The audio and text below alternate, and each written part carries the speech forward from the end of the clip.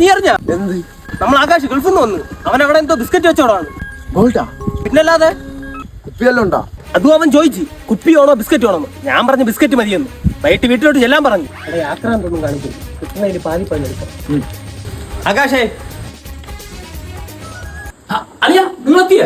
നീ പോയി സാധനം എടുത്തിട്ട് വാ. നീ ഇന്നത്തെ സ്വർണ്ണമല്ല നോക്ക്. 70 ഉണ്ട്. 70 ഉണ്ടോ? അപ്പൊ കിട്ടി ഉടനെ വിൽക്കണം. പോരെ അവിടത്തെ റേറ്റ് എങ്ങനെ? അവിടെ 10 ഉള്ളൂ. 10?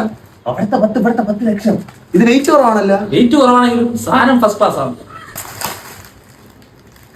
ഗോൾഡ് അല്ലേ? അത് മേരി ഗോൾഡാ? ഇല്ല, സ്വർണ്ണം. സ്വർണ്ണോ? നീ ഈ ബിസ്ക്കറ്റ് വിൽക്കാനാ ഗൾഫിൽ പോയത്? അവർക്കറിയില്ലല്ലേ എനിക്ക് ഗൾഫിൽ പക്കാവിടെ മിച്ചറിന്റെ ബിസിനസ് ഉള്ള കാര്യം.